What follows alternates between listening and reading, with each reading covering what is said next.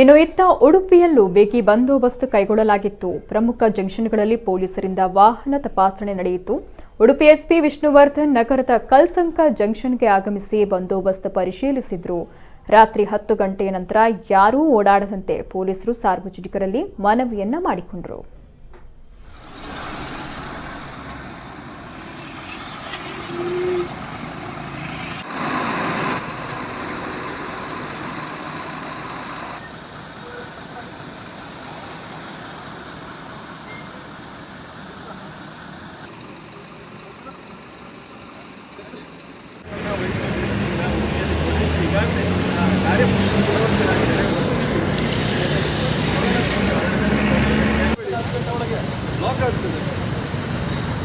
ಬೇಗ ಕಲಿಸಿ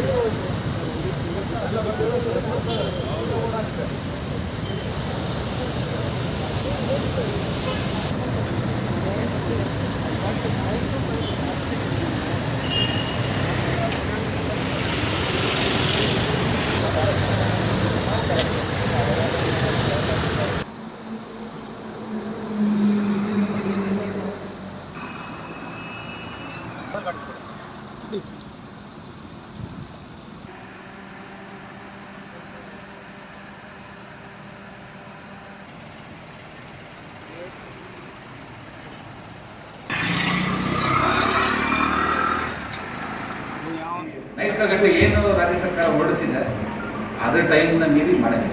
10 ಗಂಟೆ ಕ್ಲೋಸ್ ಆಗ್ತದೆ ಎಲ್ಲ ಮಾಡಿಸ್ತೀವಿ.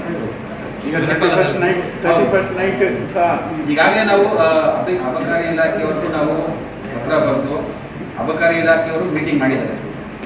ಮೊನ್ನೆ ಮಾಡಿದ್ದಾರೆ ಮೀಟಿಂಗ್ ಮಾಡಿ ಅವರಿಗೆ ಈ ಮಾರ್ಗಸೂಚಿಗಳ ಬಗ್ಗೆ ಅವರಿಗೆ ಮಾಹಿತಿ ಕೊಟ್ಟಿದ್ದಾರೆ.